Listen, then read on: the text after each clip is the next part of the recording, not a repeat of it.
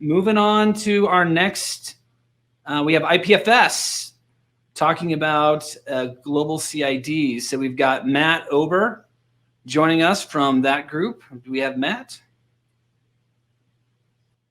Hey, Matt. Hi there. Can you guys all hear me?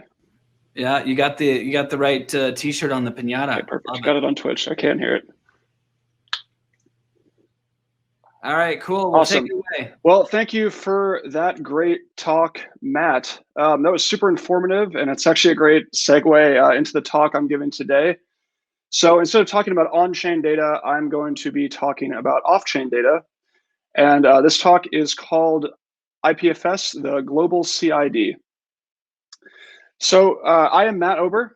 I am the co-founder of CTO of Pinata, and we like to call ourselves the easiest way to use IPFS.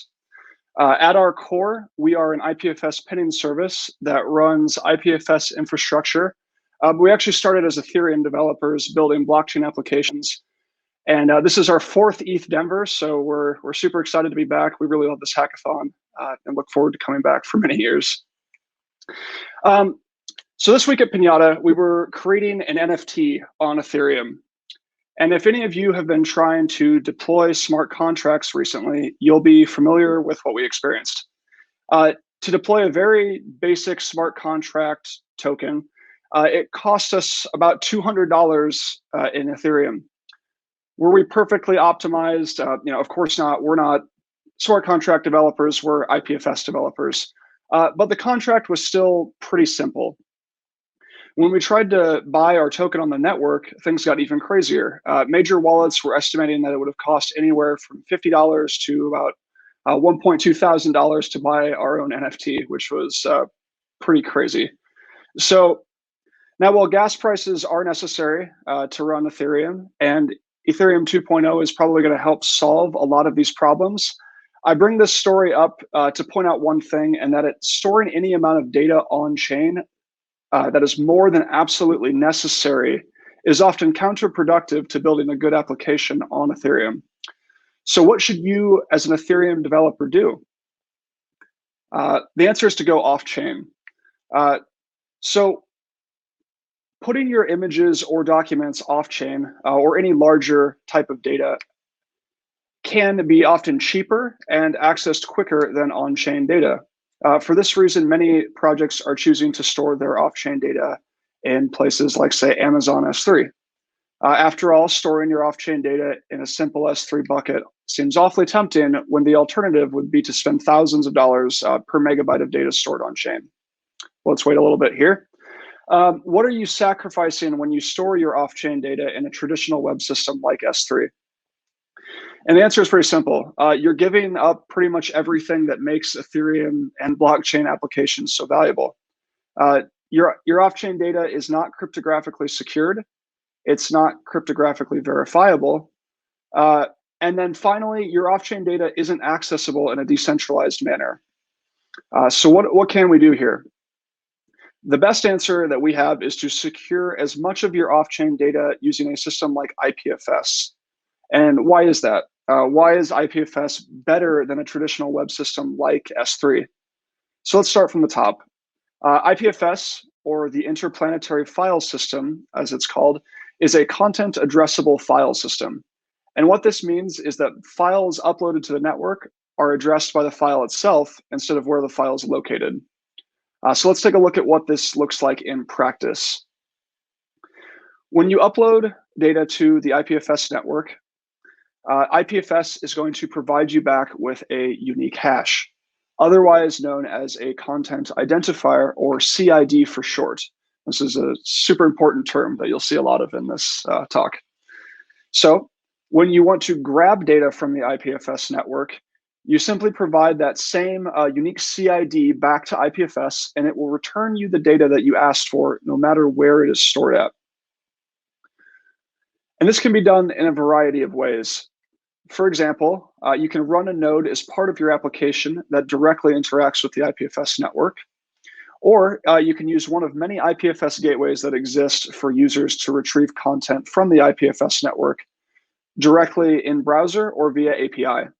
The important thing to note here is that you're not restricted to a singular method of accessing content on the IPFS network. And this is super important for decentralized access to data. It doesn't matter where or how the content got onto the IPFS network. What matters is that you can retrieve it from anywhere. And then with all of these different ways of accessing content, though, how do you know that you're getting back the right content? So we need to trust the data, and we can do this through the CID.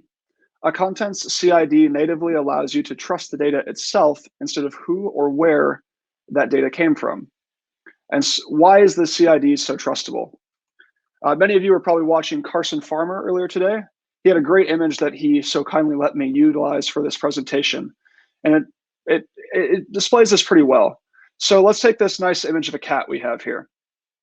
When you add a file to IPFS, it starts by breaking the file down into multiple chunks that are ran through a hashing algorithm.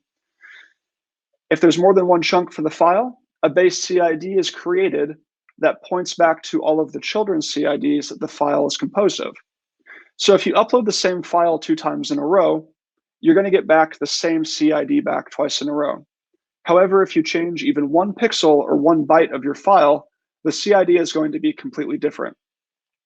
And then when you retrieve the file from the IPFS network, you ask for it directly by the CID, and then an IPFS node will retrieve the content it's asking for. And when it does this, it's verifying that content is what the CID says it is.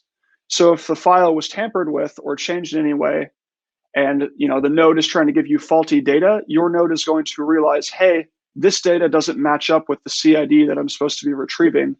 So therefore that we know it has been tampered with, and I don't want to trust this data. Basically, things will fail. So this means that you know with certainty that when you're retrieving a file, you know that it's the original file that was uploaded, and it's exactly what you've been asking for. So when combined with Ethereum, IPFS allows you to cryptographically secure, verify, and distribute data globally based on where it needs to be for your Ethereum application. We like to say that IPFS is the peanut butter to Ethereum's jelly. Let's relate this to NFTs. Many of you are probably familiar with NFTs. On this slide, you can see that we have an NFT pointing to a traditional web technology URL. I'll say, it's S3 or a traditional server on the back end. So we're pointing to myserver.com/bluepinata. And this is the image that we have for our NFT token. Now, the problem with this is that this could actually point to 3 different things. It could point to, say, the image we are expecting, which is the blue pinata, or at any point in time, the data could be moved elsewhere, at which point you would receive, say, a 404 error. The server has decided that it doesn't actually want to host the blue pinata at that location anymore. Maybe it wants to store it at myserver.com/images/bluepinata. So the URL is changed, and you'll no longer be able to find the file at myserver.com/bluepinata. And then the last option here is that the server could completely change the underlying data without the user knowing. So they could say change blue pinata to instead return a purple pinata, and at which point the data has been tampered with, and the NFT is no longer pointing to the image that it was initially uploaded with. So this kind of invalidates all of the security that NFTs are supposed to represent on Ethereum. And so how are IPFS CIDs different? So let's imagine myserver.com is now an IPFS gateway. So, IPFS.io/IPFS/bluepinata, or maybe it's an IPFS node trying to grab the content from the network. Instead of asking the IPFS network for the content based on where it's at, aka, with the URL, we're going to ask the IPFS network, hey, get me the content for this CID. And since the blue pinata image returned us a CID, and that's what we're asking the network for, we're guaranteed to get back what was initially uploaded, and not a gray pinata, a pinata, or a purple pinata, or even a missing pinata. You're going to get back the blue pinata as long as it's being hosted on the IPFS network. Okay, so another example here. Let's say we're not using NFTs. Let's say that we have a legal document. Maybe it's a house deed, for example. It's being put onto IPFS, and that hash that we've gotten back from IPFS is stored on Ethereum. At a later point in the future, the legal system, an attorney, a judge could say, okay, who owns this house? They'll grab the hash from Ethereum, and then they will ask IPFS for the content for that hash. And they'll get back the content that was initially uploaded. The deed says, hey, it's in this person's name. It's verified. All the basically metadata of the house is there. And you can see the history of it. We're getting back what we initially expected. And this is very valuable in systems where you need to be sure that things happened at a certain point in time, or that the data is, what you expect it to be. So another thing that is important to know about is who is responsible for data on IPFS. Okay, so we know that IPFS is cryptographically secure, verifiable, globally accessible, which matches what Ethereum applications need very well. But who's responsible for that data on IPFS? With Ethereum, a minted NFT or other transaction exists forever once the gas fee is paid and put on chain. So data exists forever on chain, but for IPFS, this isn't true. And this is because the reason for this is the same reason why IPFS is able to store larger amounts of data than exist on chain.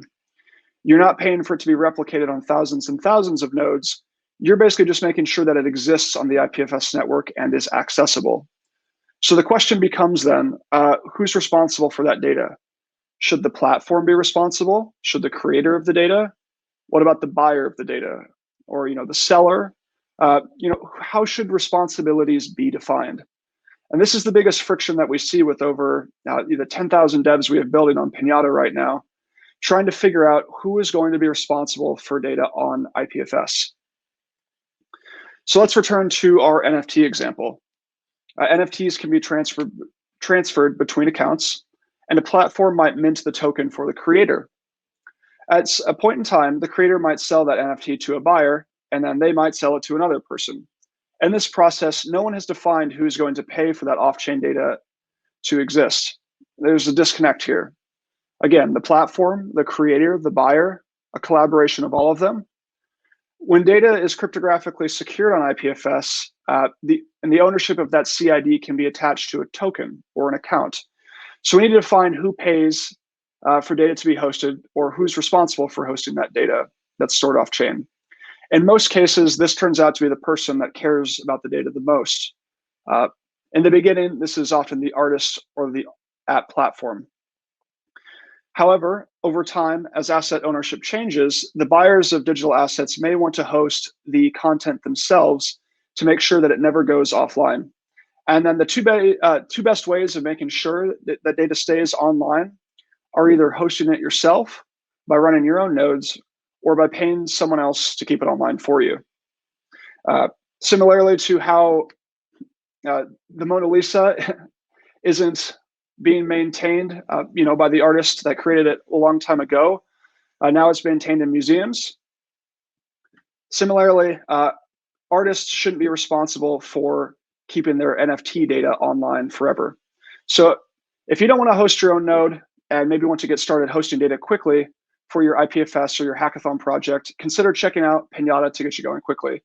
Pinata lets developers quickly start using IPFS through an easy-to-use API that lets you store data on IPFS quickly. We've been focused solely on IPFS for about 3 years now, and our entire mission is to make IPFS as easy as possible to work with. We've included a free tier of 1 GB of storage that can help you get started quickly. And then for developers that need additional performance and speed as you scale, we offer dedicated host nodes and gateways to give your users the extra speed they deserve when working with IPFS. And then also, as always, if you have any questions throughout ETHDenver about IPFS or Pinata, feel free to stop by the virtual IPFS help desk or hop into our community Slack. We're super excited to see what you're going to be building. And then in conclusion, trust through CIDs. CIDs allow applications and users to define data transfer, data responsibility, and data access globally. By building your Ethereum application and timestamping IPFS CIDs on chain, it creates a way for you and your users to trust your off-chain data with the same level of trust that you would expect from your on-chain applications as well. So happy pinning. I'm Matt. I'm from Pinata, and we are looking forward to seeing what you guys all create this ETHDenver.